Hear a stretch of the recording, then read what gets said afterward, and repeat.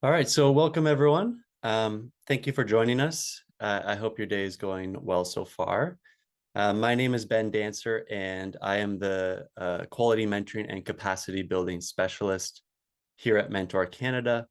And today I will be hosting and facilitating our second Visiting Expert Series conversation with Dr. Michael Karcher, focusing on peer mentoring in the 21st century.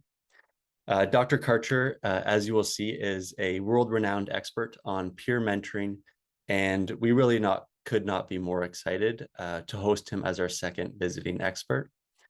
So with that said, settle in with your coffee or tea, make sure your notepad is nearby, and let's get into it. So before I begin, I just wanted to acknowledge that Mentor Canada respectfully acknowledges that the lands upon which we operate are the traditional territories of the respective First Nations, Métis Nations, and Inuit, who are the longtime stewards of these lands. So we have 4 items on our agenda today. I will briefly introduce the Visiting Expert Series and the purpose of today's event. And then we will hear from Dr. Michael Karcher, again, focusing on peer mentoring in the 21st century. And then there will be some dedicated time for some Q&A with the audience at the end of today's presentation. So during Michael's presentation, please note down your questions or present them into the chat, typing them into the chat or the Q&A function, and we'll make sure that those are addressed at the end of today's presentation. And then we will conclude with some information on how you can get involved and join the community of practice if you're not already a member. And then there will be an opportunity for you to provide some feedback on today's event. So today's Visiting Expert Series event is presented as part of our quality mentoring system, which is a system of tools and resources that we developed in collaboration with researchers and mentoring practitioners to enhance the quality of mentoring opportunities for young people across our country, across Canada. So if you want to learn more about the quality mentoring system, you can scan the QR code in the top left or visit qualitymentoring.ca. But as you can see in the lower left-hand side of your screen, one component of the quality mentoring system is a community of practice. And this is where we host and convene live events, such as this one, for a national community of mentoring professionals to help them advance their knowledge and their skills. So today's Visiting Expert Series is a part of this community of practice. And so the Visiting Expert Series, in a nutshell, is basically facilitated live discussions with subject matter experts such as David. And during these presentations, experts create tailored presentations for Mentor Canada's community of practice, for the members of the community of practice. And as a member, you can suggest experts for us to invite and topics for us to focus on to help us meet your needs and goals in your particular context. So again, you can join the community of practice for free by visiting qualitymentoring.ca. And if you weren't able to attend our first Visiting Expert Series, I just wanted to highlight that very briefly. We were joined by Dr. Bernadette Sanchez, who's a professor of educational psychology at the University of Illinois at Chicago. And during that presentation, we learned about cultural humility, ethnic racial identity, cultural humility and anti-racism training for volunteer mentors, and really some of the practical implications of her research for mentoring programs and practitioners in Canada. So if you're interested in that talk, you can scan that QR code or visit our YouTube site. Okay, without further ado, let's get to the man of the hour. So again, we could not be more excited and pleased that Dr. Michael Karcher has joined us for our second Visiting Expert Series, focusing on peer mentoring in the 21st century. So Michael is a professor of education and human development at the University of Texas at San Antonio. And as I've mentioned several times now, is really a leading expert on peer mentoring programs and relationships.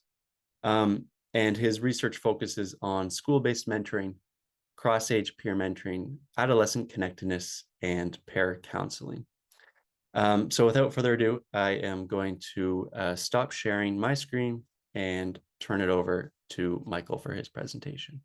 Well, thank you very much. I'm super excited to be here. And my goal today is to really share some key structures from peer mentoring that I think will be helpful. As Ben mentioned, I've been in the field for 20 years and have been working actually in peer mentoring for 25 years, maybe longer. You might know me from the Handbook of Youth Mentoring, which you'll see some two images of over there. But I'm going to be focusing on work I've been doing on peer mentoring. On the right is a picture of me doing a training 10 years ago with the Velocity Boy with the Ball program. Ijiyama, who runs that program in San Antonio now, is on. Hi, Ijiyama.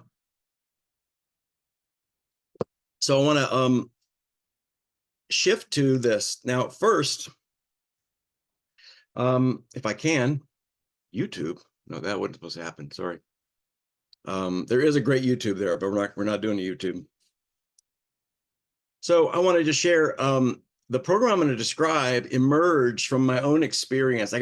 I always find this kind of interesting and people like a little background, but when I was a kid, I went to a summer camp, and in 1978, 79, I met Chris Abbott, who was the coolest kid in town. And he kind of took me under his wing. And you can see me and Chris and his girlfriend, Grace. And he became like my first peer mentor.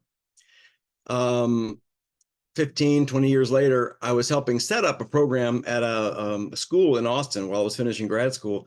And that program was called Stevens Kids. It was a way of connecting kids in a school outside of Austin with the greater community of Austin. So we had kids come from downtown Austin schools to this school once a month for a day-long series of events. And it was at a school called St. Stephen. So we called it the Stevens Kids. And then I went to Wisconsin for my first teaching job after graduate school and planned to do a whole different life. But somebody at the Rotary found out about my peer mentoring program and was excited and wanted me to implement it. So I did, still not thinking that's where I would go with my life. But that Columbus program was where we fleshed out all the materials for the program. It says here, I should admit somebody, I did. And that program took on a life of its own. So flash forward another 10 years, I'm in San Antonio, my hometown, back home. And I start working with Boy with a Ball to set up the Velocity program. And around a couple of years later, I worked with Mike Geringer in the States and the Ed Northwest. Hey, Ben, can you see when it says people are, so I don't need to click, okay? Yep, I've got it. Okay. So then Mike Geringer and the folks at Education Northwest, which is where Grace Gowdy is going soon, I'm very excited about that, helped create the program materials that were drawn from these programs that have been run. But the structures I'm going to describe really grow out of my experience as a camper, a counselor, a director of that summer camp, and maybe that'll become clear to you. So the goal in my 35 minutes before we open it up is to get through about 10, 12 slides that introduce you a couple of tools that practitioners have told me have been very helpful. And they come from my peer mentoring program, but I think they're really useful. And so many of you may not be from peer programs, and that's great because Ben and I talked about this being a way to think about what does peer mentoring have to offer. And so I'm going to talk about 3 or 4 things. One is a meet and greet method, and another is called the 3-2-1 reflection activities, and as well as the closure ritual. And then I'm going to discuss one called drop the prop.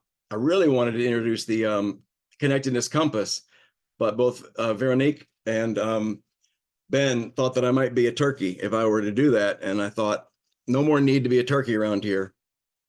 I also thought maybe a good way to pitch this for people who knew me, I might throw them off if I just gave the whole talk as puppets. But I think that might be more than I can take on at this point. So why do we think that we can gain knowledge from peer mentoring? Isn't that kind of a random offshoot, not very impactful, kind of strange? Speaking of strange, I better stop this. There was a meta-analysis came out a couple of years ago, and it actually suggested that the overall effects of peer mentoring programs was large or larger than regular community-based programs. Now, this is actually a picture from Gene Rhodes' book, which I should have had a copy of right here, Older and Wiser, which is really a great read. And I was reviewing that book when I got to this page, was hearing about all the targeted, evidence-based, highly structured programs and how she views that as the wave of the future that we're already riding. It's really a brilliantly written book. I turned to this page and I saw my program on top of this chart, and I was a little blown away. You notice these are what we call non-specific programs. If you're familiar with the specific versus targeted or problem-focused distinction, these are the programs that we've known most about. The Big Brother, Big Sister program, here's one in Ireland. Communities and schools, that's a study I did. And these numbers are the effect sizes. How big is the impact? Over here are the programs that are targeted, structured, focused, usually on specific problems, like STEM or psychiatric disorders. And there was my program, and I was like blown away, partly because I don't view my program as targeted or structured. In fact, the term developmental, I chose initially because it really was about facilitating development broadly, but because it's with youth as mentors, I knew they needed a lot of structure, but the goal was really broad and more non-specific, at least non-specific in terms of the outcomes. So when I saw my program here, I was a little surprised, a little blown away. You also see that the effect size is quite a bit larger than what you see over here. And for those of you who aren't familiar with effect sizes are how different is the distribution of scores for the treated mentor group. That's that one right there. How different is that mean from this mean in terms of the standard deviation of one group? And getting close to 1 means 1 standard deviation different. In mentoring, usually it's about a quarter of a standard deviation difference. So this was a big argument being made by Gene that these programs that are more structured and focused have bigger impacts. I'm not arguing that mine is one of those. In fact, I don't really see it in that way. But it does set the stage a little bit in an interesting way. Because on the one hand, I used to talk about the program, which I'm going to talk about today, that I call CAMP because of my camp, but because I could get the acronym to work for cross-age mentoring program. It's the same one as this developmental mentoring program. But when I started studying mentoring and then learned that developmental is actually a style of mentoring, I thought, oh, I'm going to confuse the field. So I changed the name. Turns out I went ahead and confused the field in a lot of ways anyway, but the CAMP program is the same one as this. So I want to get to this, but what's funny for me is that the CAMP program, initially, I used to feel like I was talking, let's see, how do I get out of here?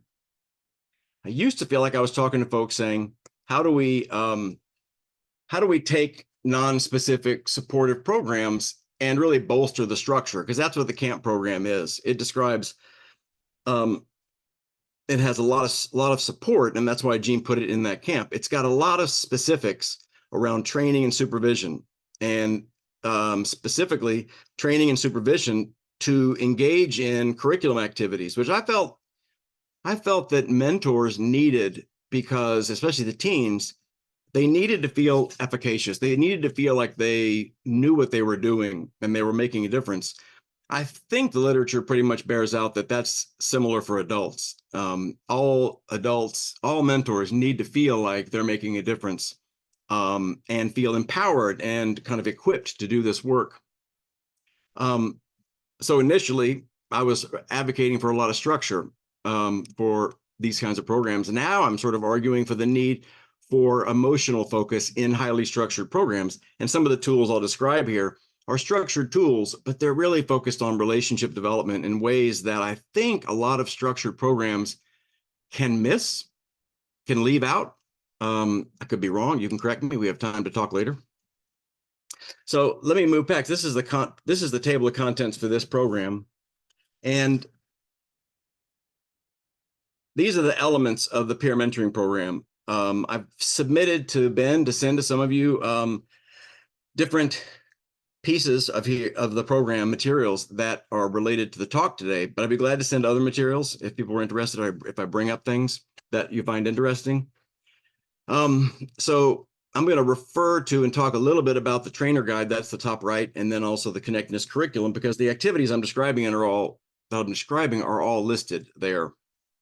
So to focus what I'm going to share, and I'm going to move kind of quickly through them because you have the materials, but I really want to focus on the importance of collaboration. And I think that's something that the field has really discovered over the last 20 years that I've been in it, that mentoring isn't mentors giving information or even giving structure or bringing something that the mentee needs.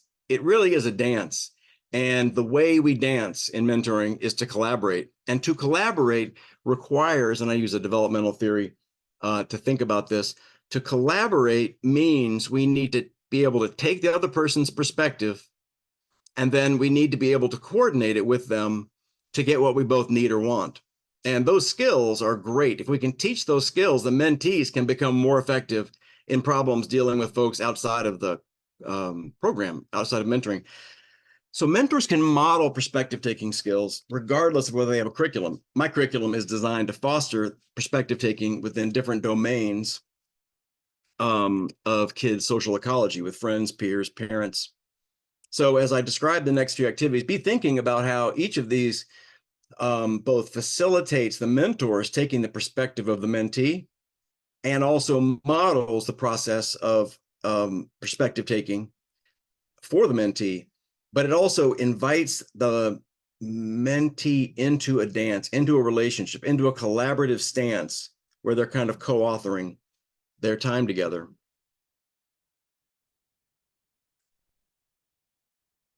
So what's in green is what I'm going to walk through quickly, and then we can talk about it in a little while. The first I'm going to describe is the meet and greet. The second is some reflection activities. I put in pale green the connectedness profile because it just wasn't time. And then I'm going to focus on this thing called the drop the prop. And lastly, what I've called the termination ritual, only because people didn't like the run over by the bus ritual. That's what I used to call the closure ritual when I created it in 1999, thinking we need to say goodbye at the end of the year because any one of you could get hit by a bus over the summer and you would want to have said goodbye. People just didn't find that funny. So we changed it to termination, which other people have also found somewhat morbid.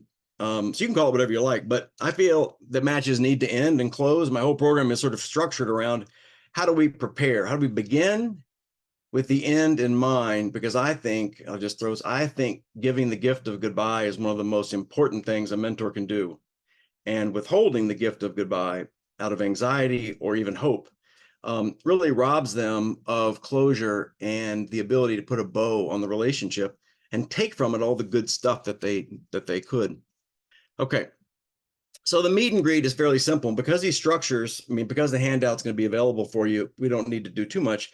The meet and greet is basically get your mentors and mentees together, have them roam. It's like speed dating.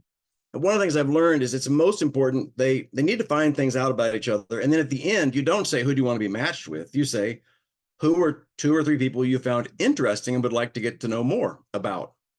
You leave it at that because ultimately it's just one piece of information that you use to guide matching, but it can be really useful, especially when you say, hey, we're going to match you with so-and-so, and that's somebody you listed as wanting to get to know better. You basically put the authority of the matching in their lap for mentor and mentee. And I find that about 80% of the time, one person will nominate the other person as well.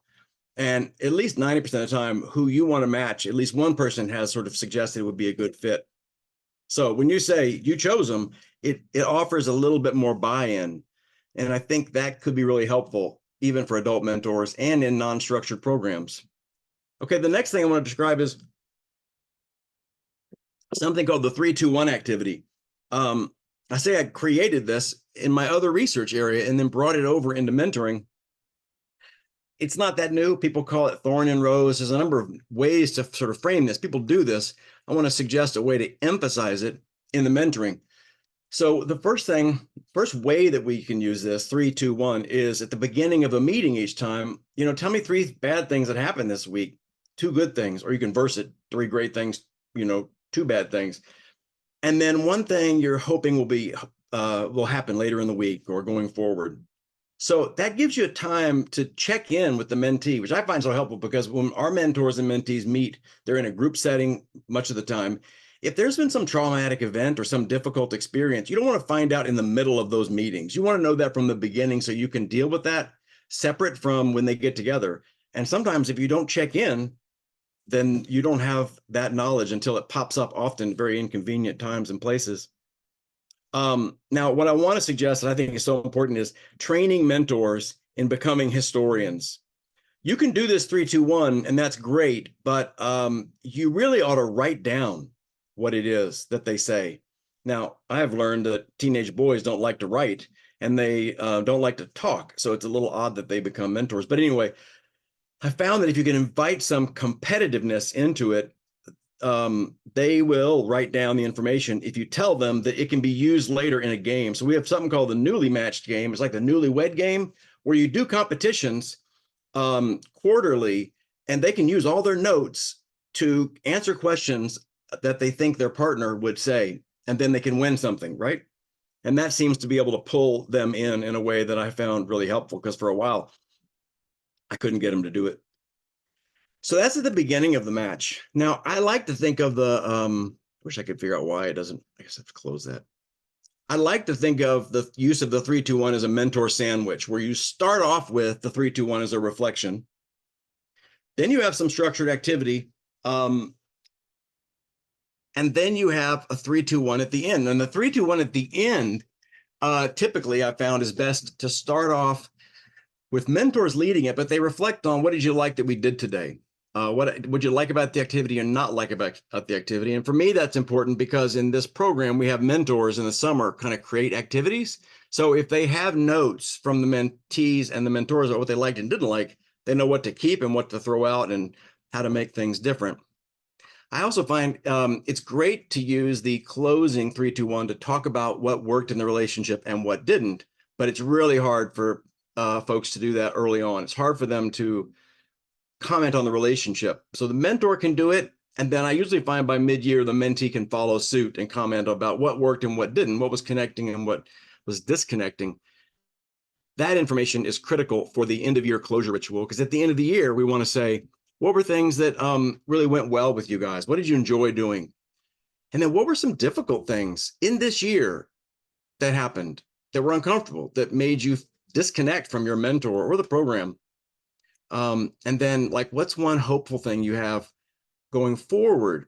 What's one hope you have for your mentor, or what hope you have for the mentee, that they'll take ideas or experiences from mentoring and use them out in the world? So that's the closure ritual, 3, 2, 1, basically. But if you don't have this, if you haven't spent time trying to discuss what worked, if you haven't spent time trying to discuss what worked well in the program, in their relationship, you don't really have much to talk about. But that documenting that, making it available, and then giving it to them to use to reflect on the end of year closure activity can be really just super helpful.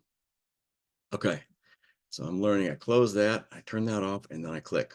Okay, so again, the end of the meeting helps them reflect on the day's activity, and it can focus on activities initially, and then later on, it can focus on what was happening between the two of them that was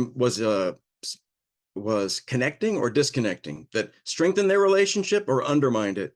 That stuff is really important. And again, finding a way to summarize and record. If it's a group meeting, it's best to collect that stuff so that it's available over time. Otherwise, people will lose it. And if it's a program where they're meeting independently, I find having a journal is sort of the best way to sort of handle this. Okay, clear, close, and move. Nice. Okay, so now I want to talk about something I'm really excited about, and I hope we'll have some time to chit chat about it. I am tracking the time, hopefully doing a pretty good job. I'm going to try not to move too quickly through this, but I have to erase this junk. Clear. Okay, I'm gonna change my color. Okay, so I have something that I'm excited to train mentors about. I've done a couple trainings and I'm writing it up. It's not in the curriculum yet, but and this is what I call drop the prop. So as we increasingly use activities, mentors start to think the magic sauce is the activity, but the activity is just a structure. It's just something to make the mentor feel efficacious because they don't kind of often believe that just being with their mentee could be sufficient, but it really is. But the activity, though it might be useful, is not really what is making the change. In fact, there's this great new line I have this year. I use it all the time and I'll share it with you. I find it relates to parenting, partnering, and mentoring. It's this phrase, that may be what she needs, but it's not what she needs from you now. And I see, what are the names on the side? Bummer. I see some of y'all writing that down. I'm gonna say it again because I absolutely love it. That may be what she needs, but it's not what she needs from you now. And I gotta say, that comes from my experience actually with my son, who needs, like me, to develop some time management, goal setting skills. I'm a huge hypocrite. I really advocate for hypocrisy in parenting, and I model it well. So that is something he needs. He needs to learn these skills, whether or not he learns them from somebody who teaches but can't do or not. But you know what? That isn't what he needs from me now. What I can do, and this applies to mentors, what I can do for him can only be done by a dad. And mentors are often in such a unique role for mentees that they can sometimes be, and I hate to use these generalizations, but the only one who can do this. Every other adult in their life is committed to some outcome with these kids. That the mentors can be, committed to just being present with the child, which is where the drop the prop comes from. But yes, the kid may need to learn this or deal with that, or that content of that activity might be useful. The fact is, what a mentor can offer this kid uniquely is their presence, is their responsiveness, is their availability. So yes, the kid might benefit from that thing, but that's not what they need from you now. My son, for example, needs to be loved and valued and appreciated and know that he's important, and he'll take that kernel of love and belief and he'll move forward in ways that he needs to. So my thinking, another thing I find very helpful about this is, if you ever notice that we always offer help to people in ways that both reflect what we either do well or value, but also keeps us in a position of power and and safety and strength. Somebody's struggling and we tell them what they should do or the decision they should make. But really what most people need when they're struggling is somebody to join them in their vulnerability, join them in their sadness, join them and see what they're experiencing. And that's where these 4 needs comes from. These come from a psychodynamic article. I'd love to send anybody who wants it. The article is so dense that I didn't even find these 4 needs until the 3rd or 4th time I read it, which was the 3rd or 4th time I had lectured on it, which kind of cracked me up. These golden nuggets were in this article by Pine. And he said, folks are often left with raw wounds that result from having one or more of these needs either not met in an acute way, at an acute moment, or chronically over time. He calls it strain trauma. So the need for kids to be seen for who they are and heard for what they say is critical. The need for kids to have their boundaries recognized and respected is critical. And just think, here I don't think a mentor can enforce boundaries outside the match, but the mentor can recognize, yeah, you really were controlled and pushed around in that situation. And it could be about an adult or a parent, but anybody who infringes on their boundaries and controls them and restricts their autonomy is threatening to thwart their development. And it should be called out. You are right. Now that's where the bottom one comes in, the need to have their reality affirmed. So often a kid will say, this isn't going to work. And we counter it. We criticize it. We tell them why they're wrong. We basically are saying the way you see the world is not the way the world is. That's very undermining. And in a chronic state can be crazy making, right? And the last one I think is so important is the need to occasionally be given center stage I had this great example because I teach this in my class and students write these life papers. I had this great example this one wrote when she was in like 6th grade. She went to a performance at her school, and it was some sort of performance where they got rated. It might have been like a spelling contest or something. She did her performance. She thought she might win it, but her mom said they have to go before the awards because she had to get to the church for some reason. That was like the moment of having this center stageness, this brief moment even of the whole world can focus on you, can stop for you briefly. And that's what mentors can do. But thinking about these 4 needs can be really useful for this thing called drop the prop, which is when we shift away from an activity to deepen the relationship and foster the child's growth. By acknowledging, we can start by just acknowledging that these needs are either ones that haven't been met, and we need to recognize that, or that can be met now in this moment. If I listen, if I give the person center stage, right? If I allow them autonomy, even if just through encouragement.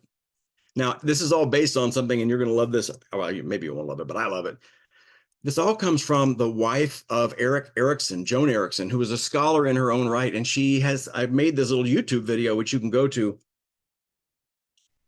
I wrote a little ditty. I don't know if I gave it to y'all on mentoring, tactful mentoring.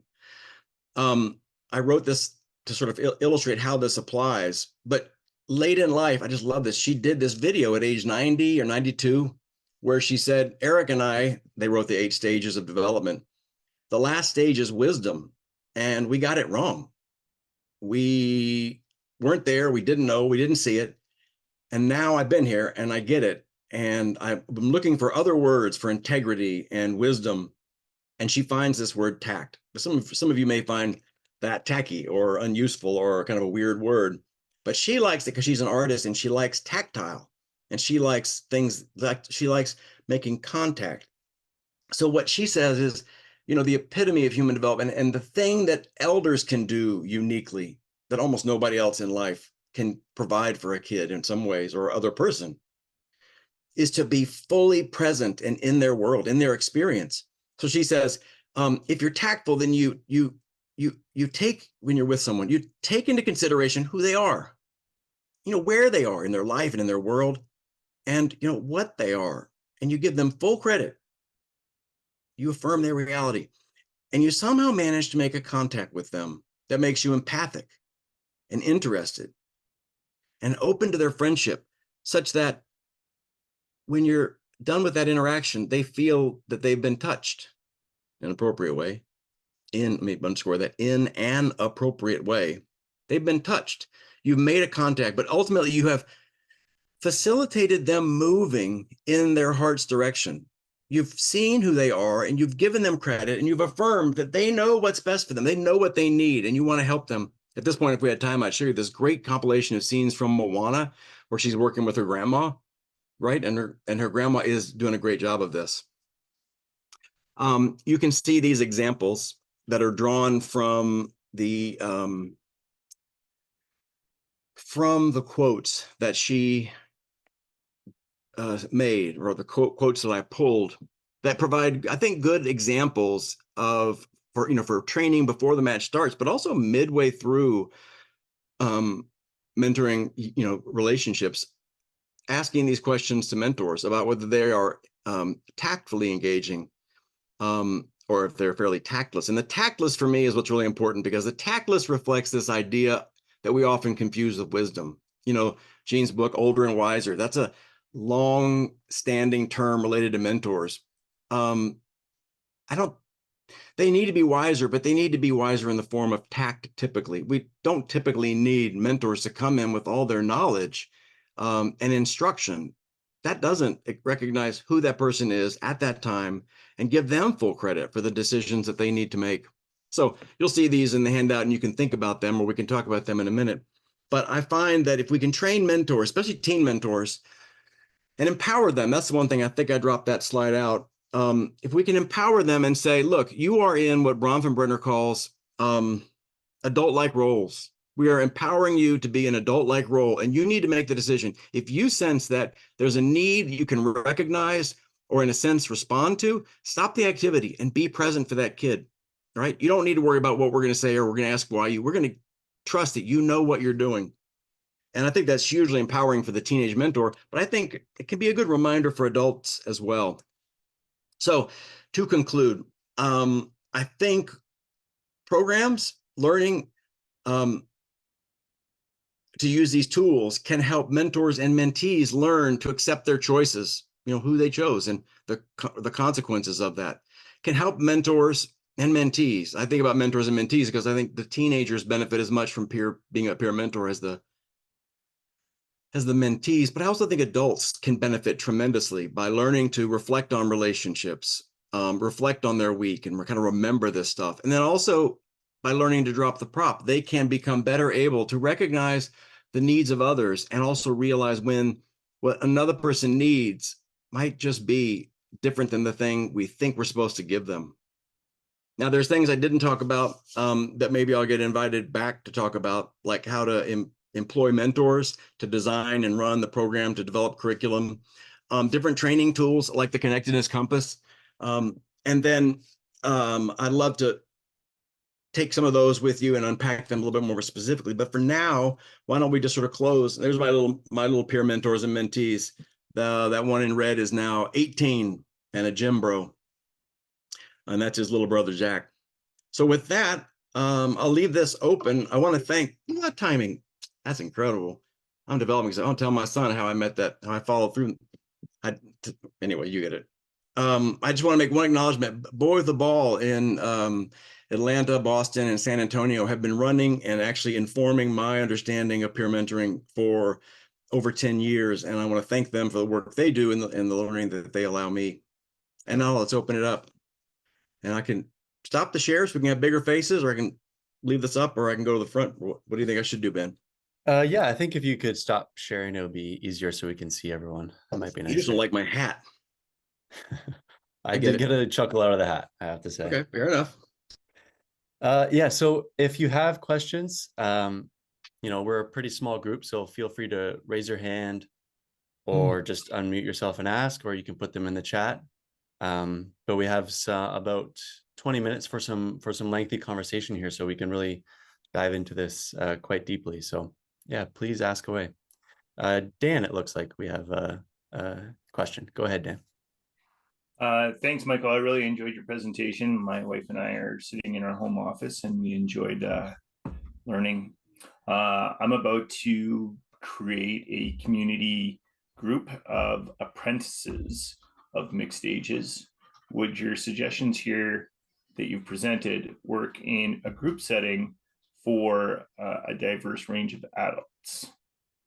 I could not imagine why they wouldn't. Can you imagine why they wouldn't? No, your exercises, your 3-2-1 and all of that, these are going to be online virtual meetups. Would you have any advice for me to prepare or have a higher outcome of success? I think, when you break out into like Zoom rooms and stuff, and you have the chat, they can actually enter their stuff in chat, and then the chats get saved. That actually could save you some time, because tracking down those 3-2-1 records, can be difficult. But no, I think you could definitely do that online, and you just start the, meeting up like that. Typically we do the 3-2-1, it's pretty quick. And then often there's some dyadic activity that leads into, prepares for the group activity, or just a little more time for talking other than the 3-2-1. And so you might just start off with the 3-2-1 and then give them a little time for open conversation or think. Because I will say, sometimes, I don't know what the focus of your program is, but like we're focused on connecting this to family and peers and friends. And sometimes there's some traumatic stuff that might not come up in the 3-2-1, but it's a historical thing. So if you can talk a little bit about, here's what the activity is going to be. Do you have any thoughts about that?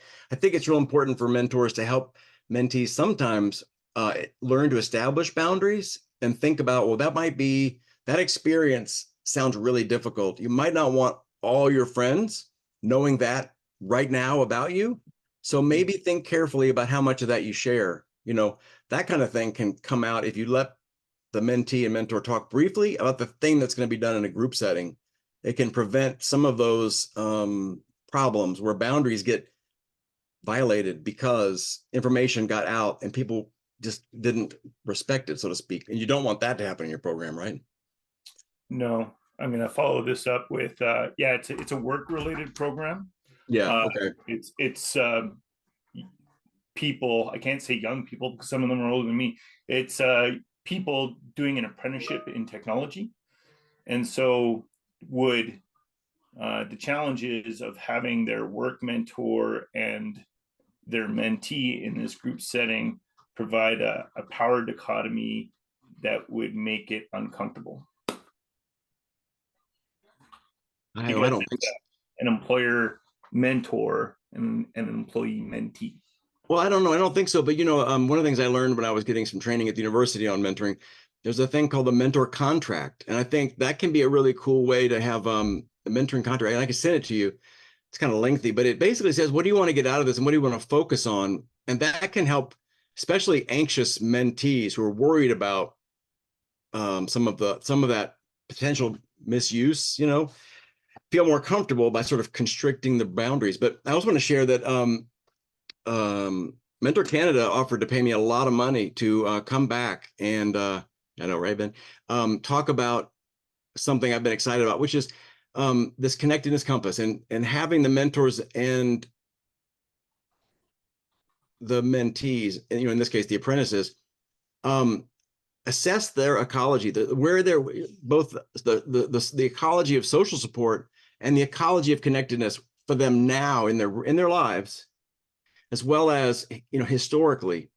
And I've got a couple tools for that because it allows them to quickly learn about each other, things that could be helpful. Because I think having a mentor in the workplace who's aware of where there are supports for that individual outside the work really cultivates the kind of mentoring connection stuff that you know, Ben and Tracy and I talked about. It's really important in supporting the next generation of workers, you know, feeling connected and respected and appreciated by folks at their work setting. So maybe we can talk further, you know, more about that. Well, thank you very much. Yeah, thank you, Dan. Thanks for kicking us off there, Dan. Anyone else? Questions?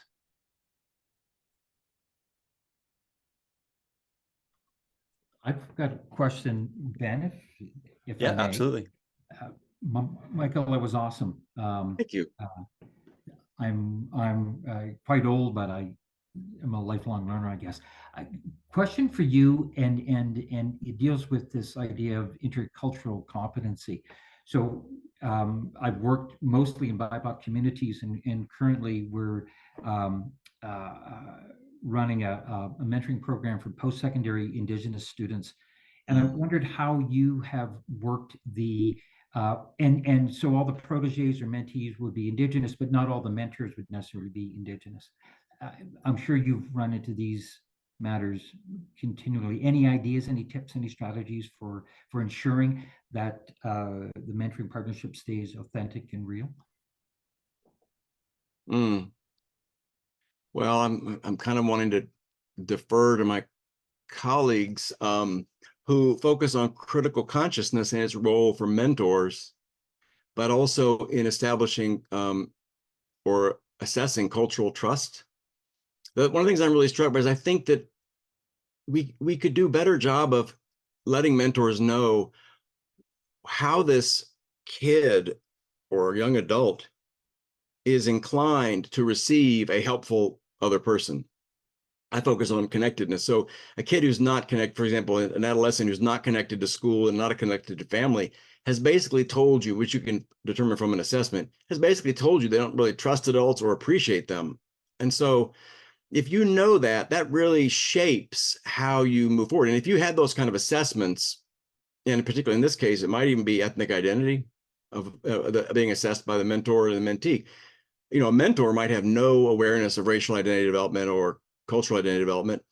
But the mentee also could be at a particular space where they don't want to talk about culture, or they do want to talk about it. It's very important for them. It just seems like that kind of stuff that seems like so obvious, like you want to get a handle on it, you don't leave to chance. You don't wait for the mentor to do an ethnocultural empathic lapse and have to then make up from that. So if you start with the idea that people come from different places, and the more you know, and until you know, best to be careful around these things, the better, you know. Maybe we could share some materials from Bernadette and from other folk. Yeah, Bruce, I don't know if you were here at the outset of the presentation, but I referenced another visiting expert series talk that we had with Dr. Bernadette Sanchez, kind of focused on this exact issue of how mentors can facilitate those cross-cultural relationships and promote positive ethnic racial identities. So it was quite a deep dive, and I'd be happy to send you that personally after today's presentation. Yeah, please do. So we end up doing, Michael and Ben, we end up doing a lot of awareness training, and we're deeply embedded in the community. And but yeah, I mean, oftentimes we want to make sure, and everybody who wants to be a mentor in the program is coming in with the right intentions. Otherwise, they're not going to, you know, they don't want to bite off a whole lot. But there's, you know, dozens and dozens of hours of training, usually before they get into their first partnership.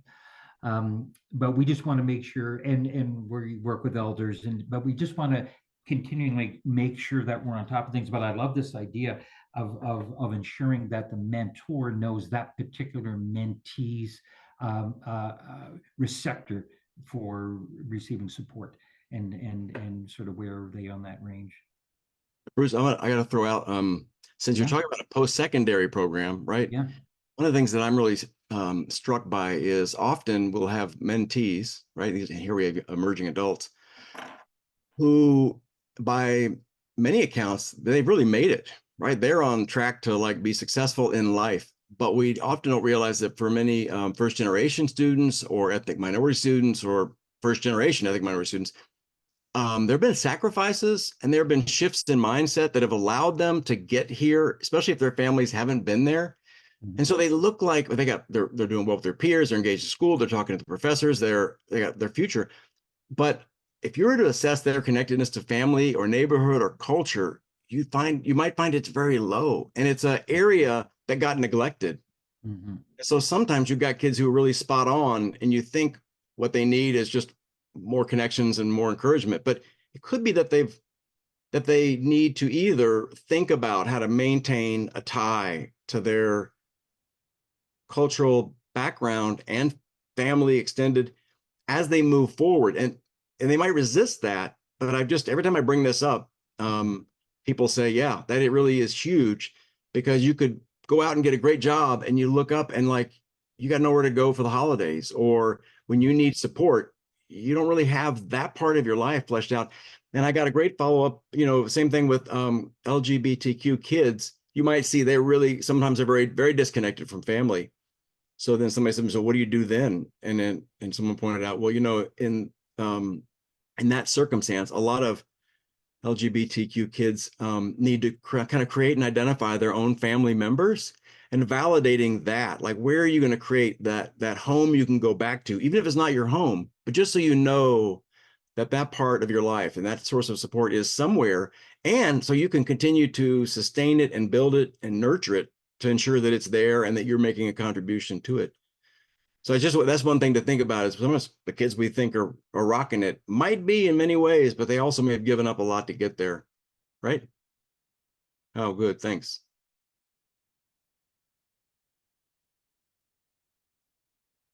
Okay, any other questions for Michael? We have about 7 more minutes, so any burning questions out there?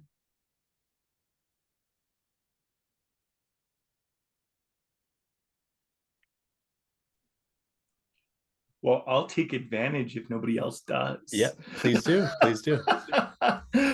Right. So going back to my initiative starting in January, I want to create a sense of community with the different apprentices and their different roles, the different employers, as they all come back to the college every 3 weeks to talk about their experiences.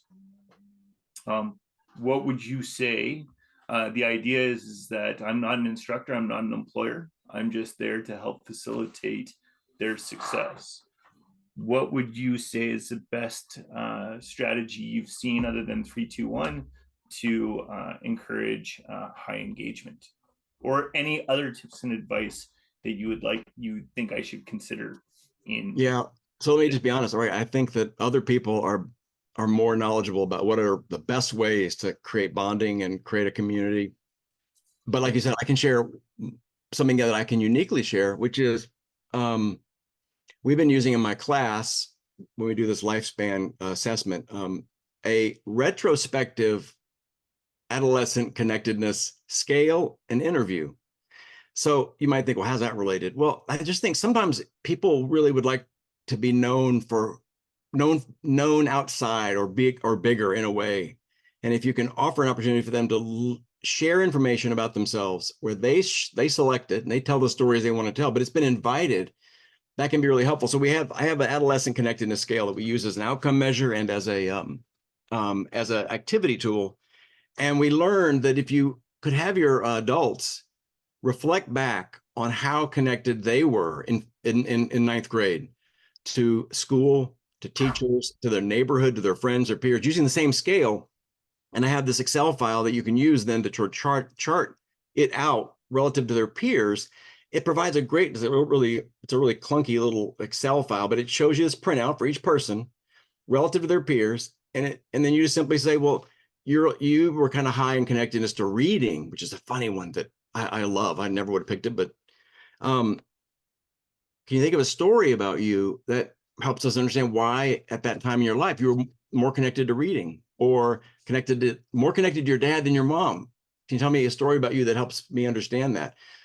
That takes them into a world that otherwise is very hard to get to, but could realize commonalities, could reveal things that really allow them to bond more quickly. So I can send that to Ben with other resources that folks can share, and then maybe Ben will invite me back. Him and Veronique have they were a little shocked this summer when I introduced the connectedness compass.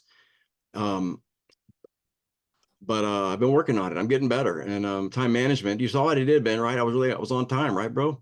You nailed it. You did a wonderful job. Yes. You can't advance on all fronts simultaneously. But if we do another talk on the connectedness compass and using these tools, we can do it virtually. But I'll send the materials to you so you can check them out and try them out. Ben, Dan. Thank you very much. I really enjoyed the session. Thank you.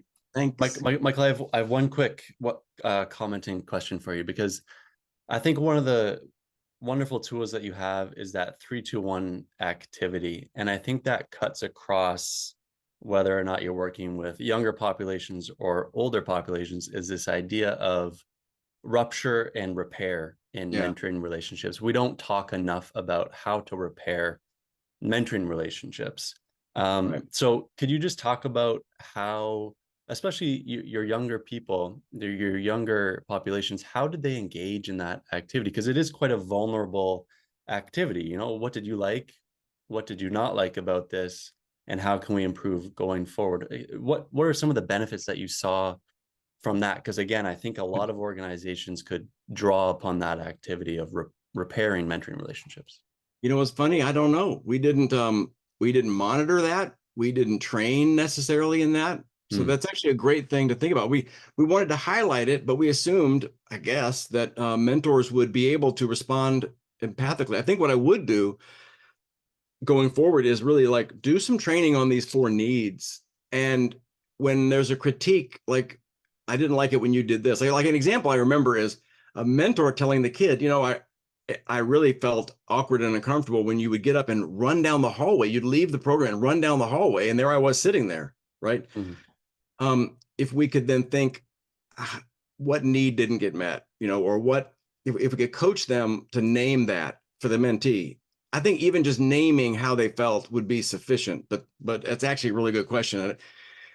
Helping them know that they had made a mistake, I felt like an advance. But actually, you're probably right. Knowing how to respond, because some people could be quite defensive or uncomfortable, like, oh, damn. So, but I don't know, Ben, that's great. I wish we had thought more about that to date. I guess I know what I'm doing for the next decade. Well, at least you had the forethought to include it in the program at the outset. So I think that's great. Okay, Michael, well, we only have 2 more minutes, so I think we're gonna call it to a close. Thank you everyone for attending and for participating in your great questions. And thank you to Michael for coming and taking some time out of your schedule to provide us with this talk. You know, I'm always writing down, I have, I think, 2 pages of notes from today's sessions. So yeah, as always, you delivered, and it was such an informative discussion, and we'll definitely be having you back for anything you want to talk about. Open invitation. There, awesome. Okay. Yeah. Thanks, everybody. Stay warm. All right. Bye, everyone.